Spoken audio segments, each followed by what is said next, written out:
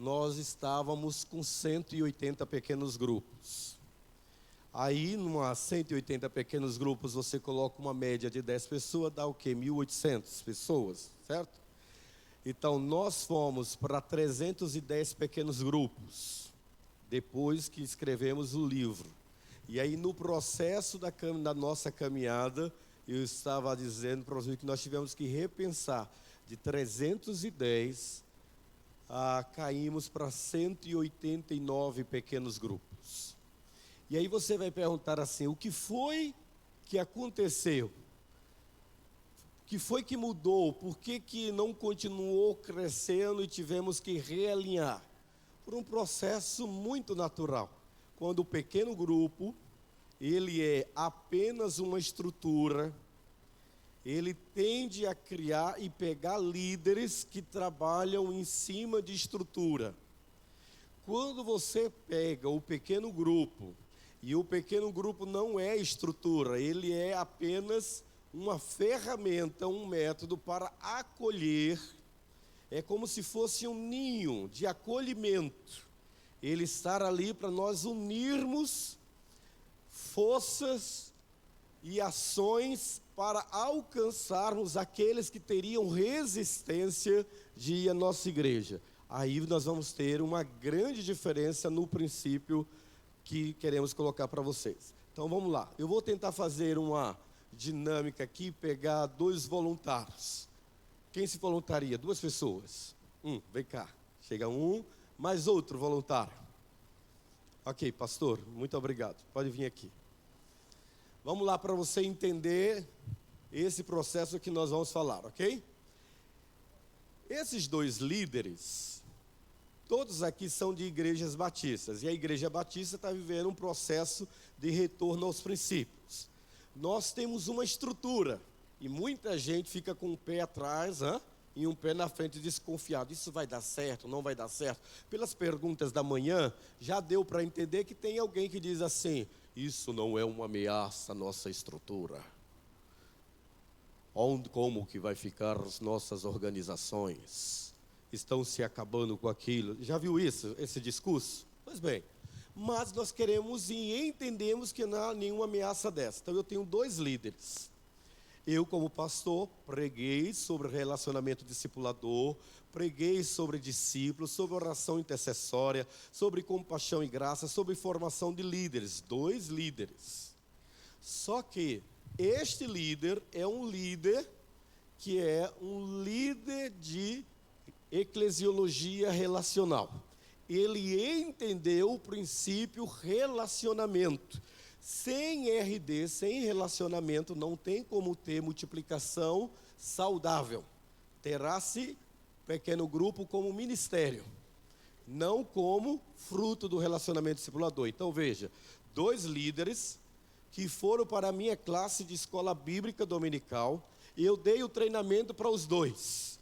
Os 2 aceitaram ser líder de pequeno grupo. Abri um pequeno grupo na casa da irmã Esther, ela é líder de pequeno grupo, e abri na casa do Sérgio, ok? Então, 2 líderes de pequeno grupo. Só que esse líder tem RD, relacionamento discipulador, na mente e no coração. Esther, ela tem o princípio de que ela é líder de pequeno grupo. Ela é uma líder de programa. Ou seja, ser líder de pequeno grupo é um cargo. Ser líder de pequeno grupo no RD é um encargo. Olha a diferença.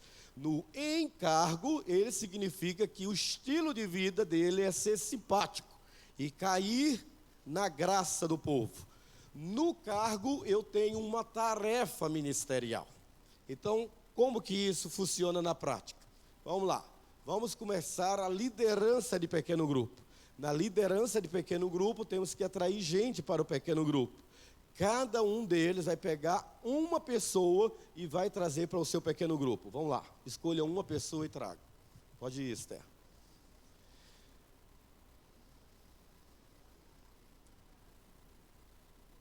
Muito bem. Esther trouxe um, Sérgio trouxe outro. O pequeno grupo está indo bem, ok? Mas o Sérgio, ele tem uma visão relacional, RD. Ele faz RD com o Euclides. Esther, não, ela é líder de pequeno grupo.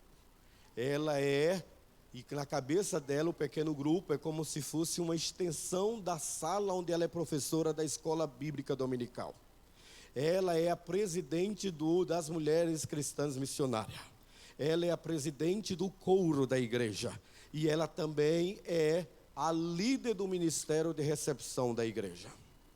Então, Esther está como líder de pequeno grupo. Mas aqui é RD. Então, com o RD, ele tem RD, Sérgio e Euclides vão lá buscar os dois, mais alguém, cada um para o seu pequeno grupo. E Esther vai lá buscar um, você fica aqui.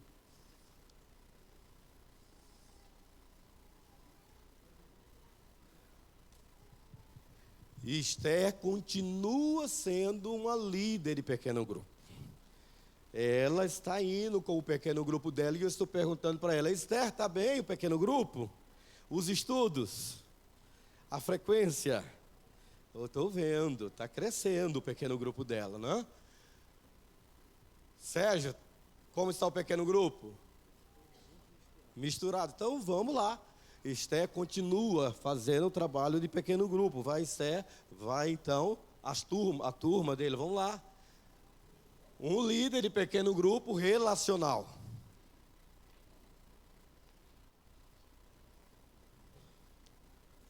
Um líder de pequeno grupo por programas. Veja, com o tempo, Esther vai dizer assim: estou cansado, eu faço tudo. Eu estou fazendo tudo, não dá mais, eu quero entregar a minha liderança de pequeno grupo. Por quê? Esther é centralizadora. Esther acha que nenhum deles tem condições de dar estudo bíblico. Esther não ensina eles a fazerem RD. Diferente aqui. Todos eles podem ser a qualquer tempo um líder de pequeno grupo, porque a questão não é programa, é relacionamento discipulador. Se você não aprende a fazer o relacionamento discipulador na prática, ensinando a cada um fazer a somatória, não tem como você dizer que vai ter uma multiplicação de discípulos. Eu posso me contentar dizendo assim: os pequenos grupos da minha igreja vai bem. E iam bem.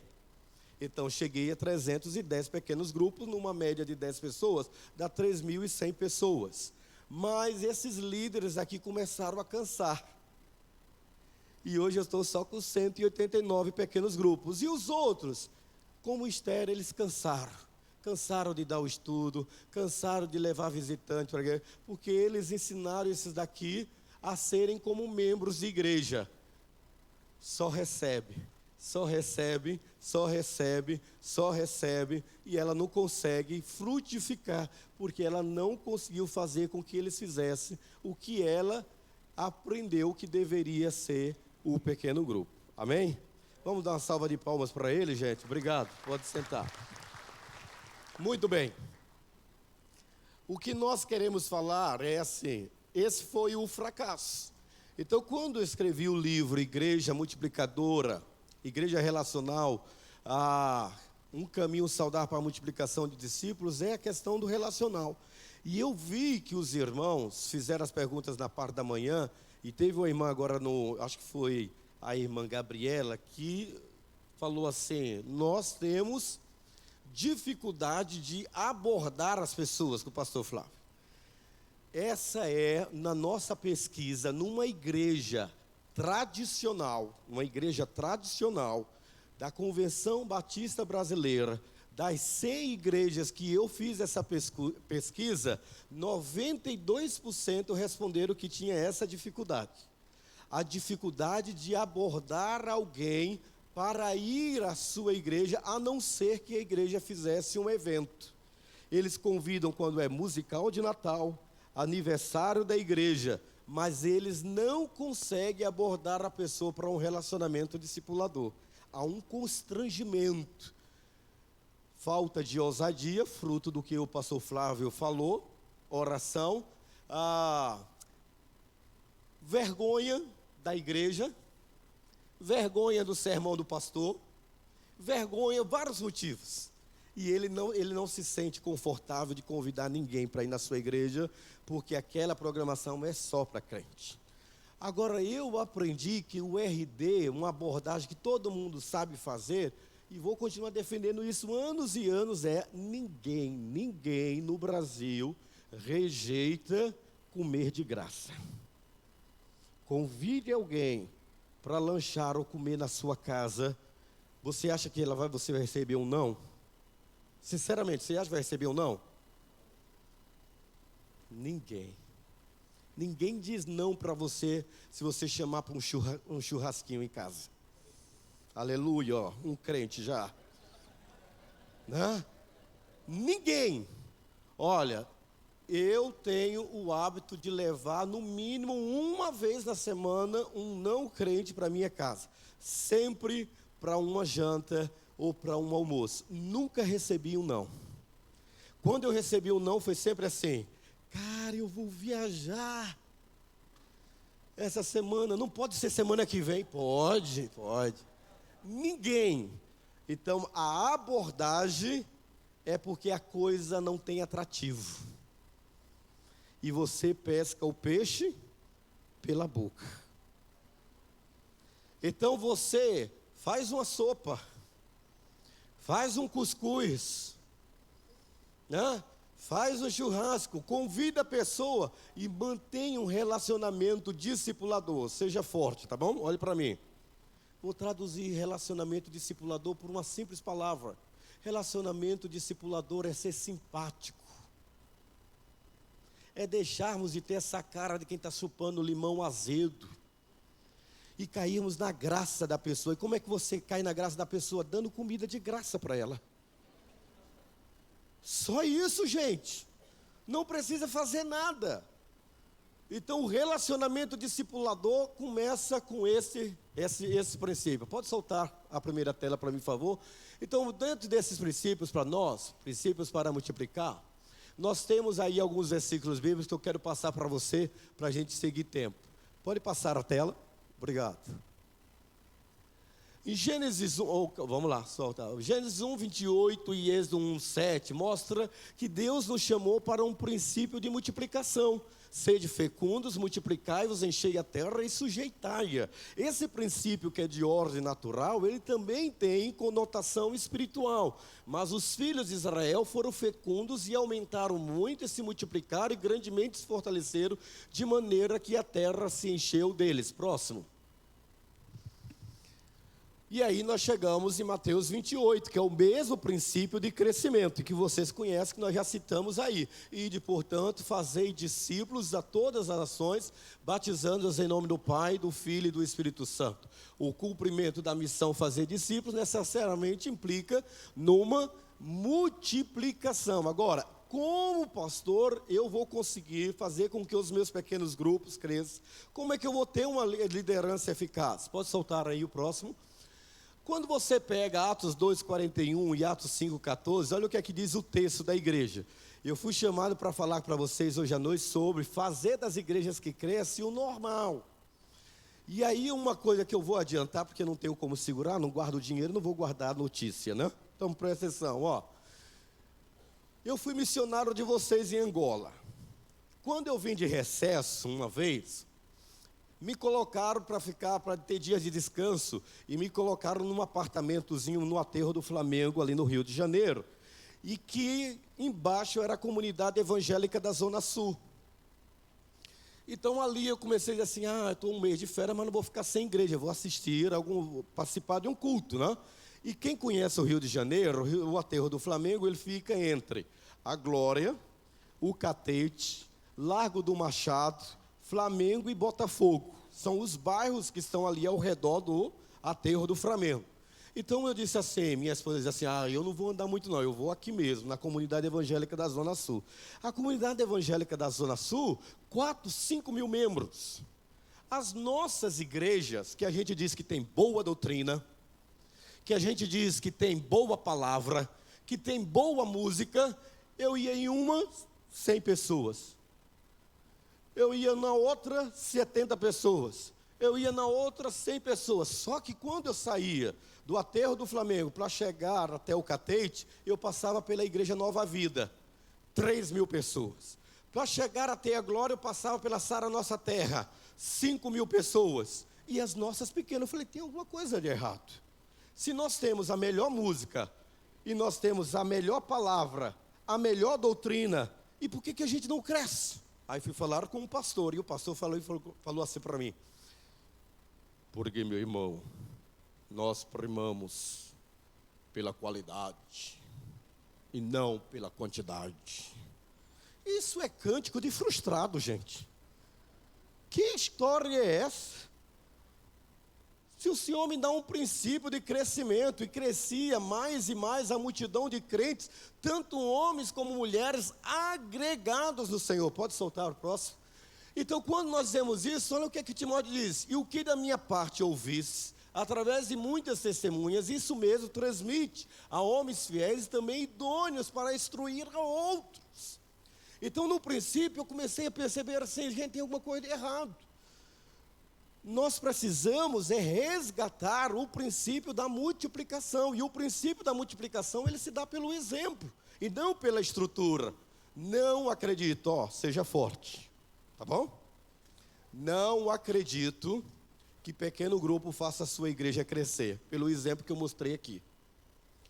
Se você não encabeçar um movimento relacional, aonde a gente possa cair na simpatia do povo e transmitir pelo exemplo os nossos valores e não pelo nosso discurso, pouco resultado você vai ter. Então veja lá, vamos lá. O desejo de Deus é que a sua igreja esteja em contínuo processo de crescimento. Em outras palavras, o crescimento é normal. Tem que acontecer. Se não há crescimento, há um problema que você tem que resolver. A minha filha estava com 7 anos. E ela estava muito raquíticazinha. Muito miudinha. Tá certo que a mãe é baixinha, né? Mas o pai é alto. O tamanho dela não estava normal. Procuramos um especialista. O especialista mostrou que ela estava com um problema que precisava ser tratado, senão ela ia ficar abaixo da medida. Ou seja, ela estava precisando de um tratamento, e esse tratamento que iria ajudar ao desenvolvimento físico dela. Então veja, eu tinha 2 caminhos: deixar agora acontecer besteira. Eu poderia dizer assim, crentão, né? Está na moda no YouTube, pastorzão, né? Eu poderia dar um pastorzão e dizer assim, não, creio no meu Deus. Se ela tiver que crescer, ela vai crescer. Esse é o desenvolvimento natural do ser humano. Pronto. E minha filha ia crescer pequenininha. E toda mulher pequenininha dá um problemão, né? Porque é valente. Você já notou? Né? Meu pai diz, não case com mulher pequena. Falei, meu Deus, por que, meu pai? Porque Deus sabe porque ela não cresceu. Né? Então... Então assim, ela precisava do desenvolvimento e começou a crescer. Hoje ela está com já 8 anos num processo de desenvolvimento natural. É princípio o crescimento. Pode deixar isso mesmo. O pequeno grupo é um organismo vivo, querido. Vivo. E como tal, ele precisa reproduzir-se, multiplicar para dar existência, sentido à existência. Pastor, líder que está aqui. Querido, presta atenção, olhe para mim. Seja forte o que eu vou lhe dizer. Se o pequeno grupo não tiver o foco relacional, e se você não aprender o que é esse tal de discurso RD que tanto está se falando, o pequeno grupo será apenas mais uma estrutura para oprimir o seu povo que está dentro da igreja, que já está oprimido, com tanta coisa para fazer. Por isso, aqui o que dá sentido é a reprodução, e a reprodução saudável é quando tem um processo de gestação saudável. Próximo, pode soltar. Agora, vejam Toda a que natureza esse aponta para o vídeo traz pra crescimento. vocês. Note como tudo busca crescer, não apenas em tamanho, mas em quantidade.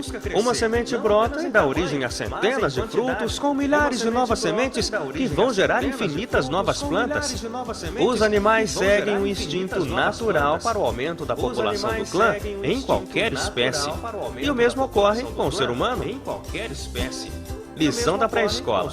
Todo ser vivo nasce, cresce e se reproduz.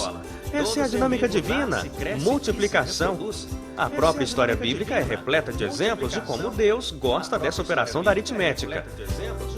A ordem para Adão e Eva foi: cresçam e se multipliquem. O resultado: 7 bilhões de pessoas no mundo. Abraão ouviu a promessa: uma grande nação virá de você. Ele deu origem ao povo judeu. Quando Deus se fez homem, não gostou de encontrar uma figueira sem frutos. É que para ele, multiplicação é sinônimo de bênção. E bênção é o que Deus quer dar a todos, usando agentes especiais. Por essa razão, os pequenos grupos são tão importantes, pois existem para crescer e alcançar mais pessoas. Quanto mais gente, mais bênção. A lógica é simples assim. E para que o resultado seja aquele que foi planejado, cada elemento precisa cumprir o seu papel, colaborar para o crescimento. A lição da natureza deve ser seguida também aqui. Todo pequeno grupo tem que nascer, crescer e se multiplicar. Um pequeno grupo cresce e tem que dar origem a outro. Multiplicar pequenos grupos é multiplicar esperança. Cresça em comunidade. Multiplique esperança. Cresça em comunidade. Multiplique esperança. Muito bem, vamos lá. Vamos para umas partes. Toda a natureza aponta. Não, pode passar, obrigado. Então, queridos, você pode ler comigo isso aqui? Vamos juntos? O desejo.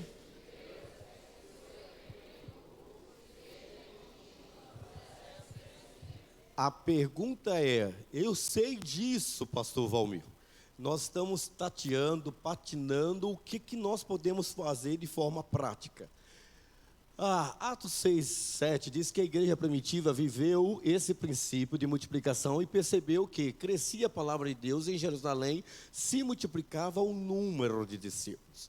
Agora, se você diz assim: pastor, a gente se fala tanto de número, não como se número fosse importante. Graças a Deus que eu já cheguei aqui e vi falando de que números é uma questão básica de você ver um resultado do seu trabalho, ok? Não há pecado sobre isso. Posso soltar?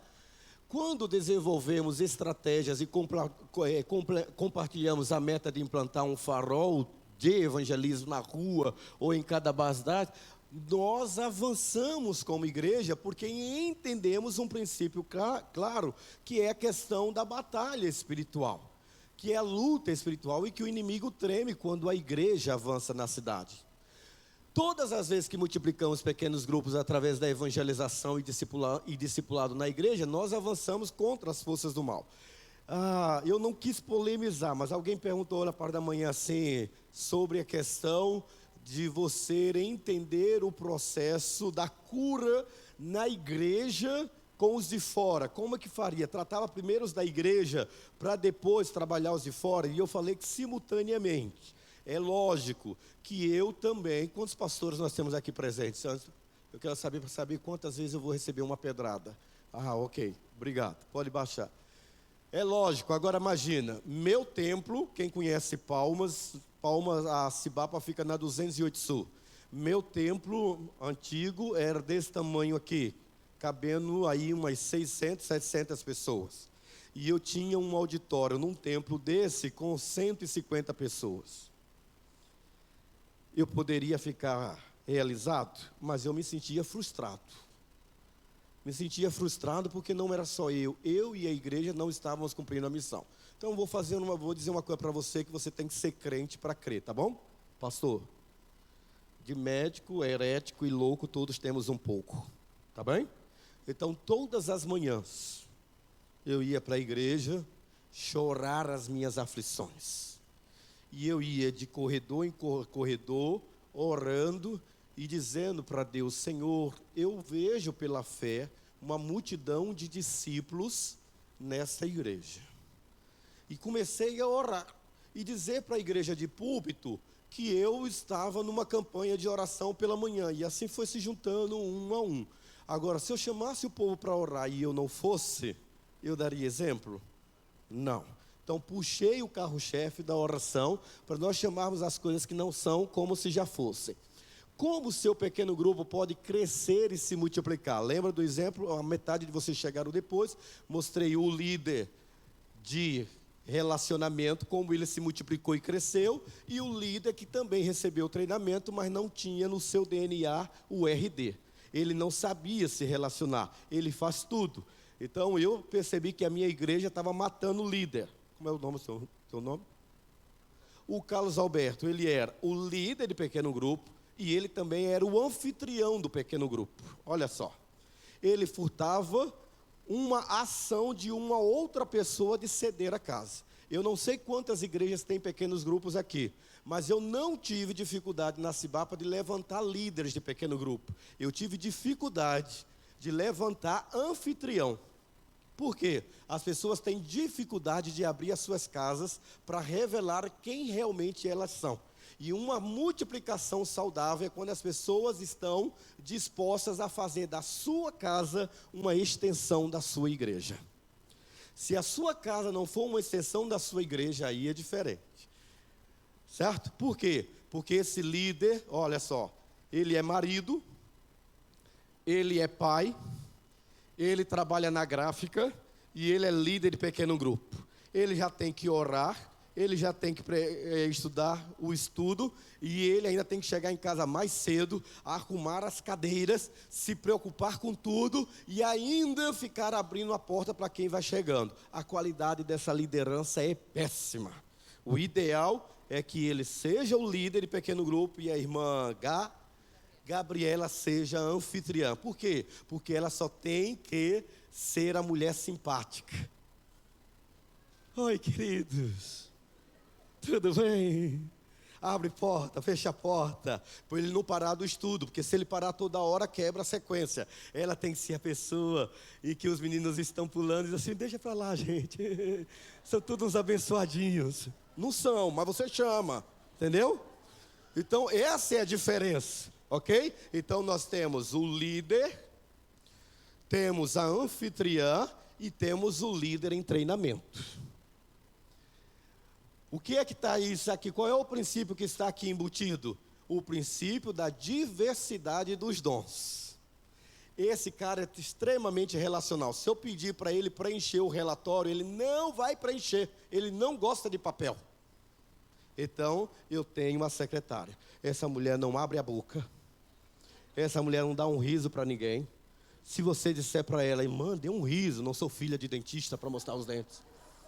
Ok? Essa mulher não gosta de ninguém na casa dela, mas ela se encarrega de preencher quantos faltaram, quantos vieram, qual estudo é dado, dar um aviso. Ela é muito boa para isso. E Deus tem esse plano para a vida dela? Tem, porque é a personalidade dela. É o jeito dela ser. Está vendo qual é a diferença entre nós e o MDA? Com todo respeito. É de que a diversidade de dons, Deus deu uns para líder de pequeno grupo, outros para líder de pequeno grupo, outros para anfitrião e outros para secretária, mas todos dentro da visão da multiplicação. Aí você vai dizer assim, se o senhor defender essa história, ninguém vai querer ser líder, vai ser todo mundo anfitrião. Só que o anfitrião, ele acaba sendo seduzido pela visão relacional, ele ganha gente. Quer ver um exemplo? Não, vou perder tempo, vamos aqui. Depois eu digo para vocês, está tudo no meu livro, só comprar. Olha lá.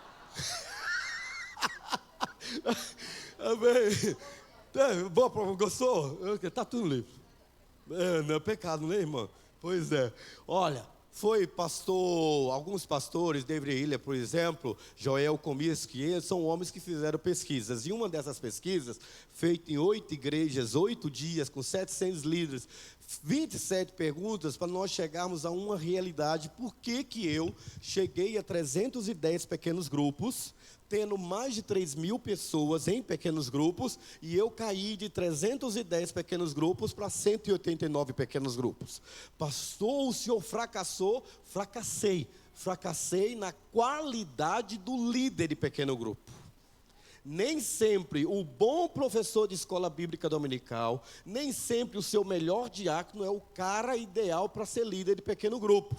Porque ele sabe lidar com estrutura. E a visão de igreja multiplicadoras não é multiplicação de líderes de pequeno grupo. É multiplicação de discípulos que geram discípulos. Amém? Diga para a pessoa que está ao seu lado, isso aí foi para você, não foi para mim. Pode dizer para ele aí. Ok, querido, vamos lá. Posso, tá. Então vamos lá. As perguntas que foram feitas nessa pesquisa eram destinadas a saber o porquê de alguns líderes conseguirem multiplicar os seus pequenos grupos através da evangelização e outros não conseguiam, se todos estavam na escola de líderes que você abriu domingo pela manhã. Porque uns tiveram resultados e outros não tiveram, se foi o mesmo treinador. Solte aí para você ver. Bom, 8 fatores que determinam a multiplicação saudável de pequenos grupos, que é uma multiplicação eficaz, estão aqui. A primeira dela, o tempo devocional do líder. Já que nós não estamos falando de estrutura, estamos falando de relacionamento, o relacionamento vertical saudável traz na horizontalidade a manifestação da graça e da misericórdia de Deus. Se não houver uma relação de integridade, honestidade e empírica, ou seja, se Deus não fala com esse líder, ele pouca coisa tem para compartilhar na sua liderança de pequeno grupo. Sejam fortes, olha aqui, ó. Tá bem? Vou escandalizar vocês, mas vocês vão me perdoar, porque eu não vou voltar aqui, tá bom? É assim, nós somos quase 35% da população brasileira evangélica e não conseguimos mudar o contexto social desta nação, porque eticamente o evangelho não foi capaz de tocar no caráter do brasileiro. Nós temos mais religiosidade do que espiritualidade. E por conta disso a gente fracassa. Os líderes que investiram 90 minutos ou mais em devoção diária, eles multiplicam os seus pequenos grupos 2 vezes mais do que aqueles que investem menos do que 30 minutos do dia. Isso na nossa igreja, nós fizemos a campanha dos 21 dias do líder, 30 dias para viver, 1 mês para viver, e a campanha Faça uma Diferença, que está no site da nossa igreja. Provocar que o cara tivesse uma vida devocional melhor com Deus. O pastor Flávio fez umas perguntas aqui, que é uma realidade. Nosso povo, por questões sobrenaturais, nós temos 2 conceitos, o homem psíquicos e o homem pneumáticos. A maior parte de nós vivemos na esfera do chamado psíquicos. Tem psicólogos aqui que sabem muito bem. Homens que são levados pelas questões psicológicas e naturais do mundo da fé também. O homem pneumáticos, ele se permite experimentar um pouco da transcendentalidade que a fé coloca no seu coração, para que ele possa trazer do campo teórico a pessoalidade de Deus para o campo prático. E nesse conceito a gente diz que o cara apaixonado, o líder devocionalmente ligado com Deus, ele honra a Deus, honra o seu líder e se compromete melhor com a sua igreja. Esses líderes, eles são frutíferos. Segundo, desculpa, ainda tem essa parte aí. Não, mas eu acho que eu já falei, pode passar. Ok. A intercessão dos líderes pelos membros do pequeno grupo.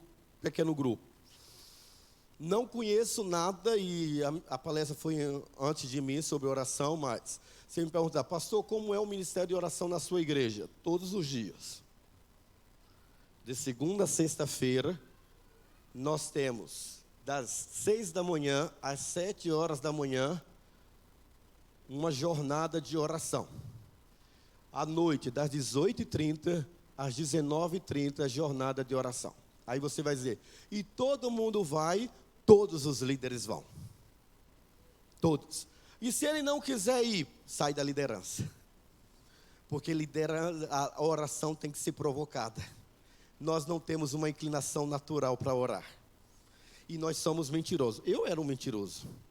A irmã Ana chegava para mim e dizia assim: ai, pastor, quero que o senhor ore por mim, porque eu vou me submeter a uma cirurgia e tal. Ou então minha filha vai submeter a cirurgia. Eu disse: irmã Ana, pode deixar, minha irmã, vou estar orando pela senhora. Mas tantas coisas da vida para fazer, que eu esquecia de orar. Não sou analítico. A personalidade analítica anota tudo, né? Mas eu sou uma pessoa que sou extremamente brasileira. Eu trabalho por insight, que é o cara dos insights, que é a maior parte dos brasileiros. E aí vinha a irmã Ana dizer assim para mim: meu pastor querido, muito obrigado pelas suas orações. Deus ouviu. E eu disse: não achei nada, minha irmã. Eu não orei por ela. Então eu precisava encorajar a minha igreja a orar. Então, nossos pequenos grupos têm a escala dos dias, quem era aquele, segunda, terça, quarta, quinta. Você não pode dizer que você não tem tempo para orar. Ou você pode orar qualquer dia na semana, não precisa ser todos os dias, mas um dia você tem que estar lá, ou pela manhã, ou à noite. Por quê? Porque nós queremos que o líder tire tempo para orar diariamente pelos membros do seu pequeno grupo. Só assim ele vai conseguir visualizar o crescimento do seu pequeno grupo, porque o homem natural, ele não visualiza o crescimento. As dificuldades nos impedem de ver o crescimento, querido. Sabe quando Deus chega e diz assim para Abraão: Abraão, levanta os teus olhos, olhe para o céu, a tua descendência será como as estrelas dos céus e como as areias do mar. Você pode contar as estrelas? Não, assim será a sua descendência. Um homem velho, um homem avançado de idade com uma mulher avançada, crer naquela situação seria impossível se ele não regasse aquilo em oração. Então, nós só mantemos a visão do crescimento diante de tantos problemas e desafios que a gente enfrenta, se mantivermos a intercessão. E deixa eu dizer um negócio para você. Eu não sei se você já ouviu uma frase, que é o jargão. Você chega na nossa igreja lá, tem uma frase enorme no paredão da igreja: o nosso negócio é gente. E gente dá trabalho. Gente é complicado. Dá uma olhada para a pessoa que está ao seu lado aí, da direita e da esquerda. Escolhe aí um do outro. Quem você tem intimidade, com o da esquerda ou da direita? Dá uma olhada. Agora diz para ela assim, escolhe um só e abre a boca e diz assim para ela: você é complicado. Pode dizer para ela: você é complicado. Meu querido, que negócio que nós nos metemos, né? É complicado. Pastor, o senhor já tentou ou já decidiu desistir? Já. Eu ia montar um negócio para tosar cachorro. Aí minha esposa disse assim: vai ter problema do meu jeito, porque o cachorro tem dono. É complicado. Para isso você tem que levar uma vida de oração. Próximo, vamos lá. O líder precisa estar em sintonia com Deus para saber para onde ele se move, quais são os seus planos para o seu povo. É o que o Clinton diz. Próximo. Aí, querido, terceiro, estabelecimento de alvos. O líder deve fixar alvos com seus liderados e repeti-los constantemente, de modo que cada membro recorde, cada membro do pequeno grupo. Pastor Rick Warren, ele diz que o óbvio precisa ser dito. Se você acha, porque você deu um treinamento, e esse treinamento vai vingar, porque as pessoas vão estar se comprometendo com ela, você está equivocado. Você precisa repetir aonde você quer chegar a cada 2 meses. Eu percebi, se eu não repetir o óbvio, o povo errava. E foi o que aconteceu quando eu parei, por causa dos seminários de igreja multiplicadora no Brasil, e eu fiquei viajando, parei de dizer e de falar. A primeira geração foi fiel com a segunda, mas a segunda geração não foi fiel com a terceira, e eu comecei a ter líderes fracos, e a multiplicação ser uma multiplicação muito frágil. Quarto. Pode ir lá, vamos lá. Estabelecer a data da multiplicação. Quem aqui é da época dos nebes? Que já teve nebe na sua igreja? Olha lá, pastor Nonato. Olha lá. Pois é, você sabe que eu saí de uma igreja, primeira igreja batista de Aracaju. Eu saí daquela cidade em 1989. Eu era líder de NEBs, Núcleo de Estudos Bíblicos Lares. E eu voltei 25 anos depois, e aquela igreja continuava com NEBs, no mesma rua, Rua Paraíba, 1721, funcionando.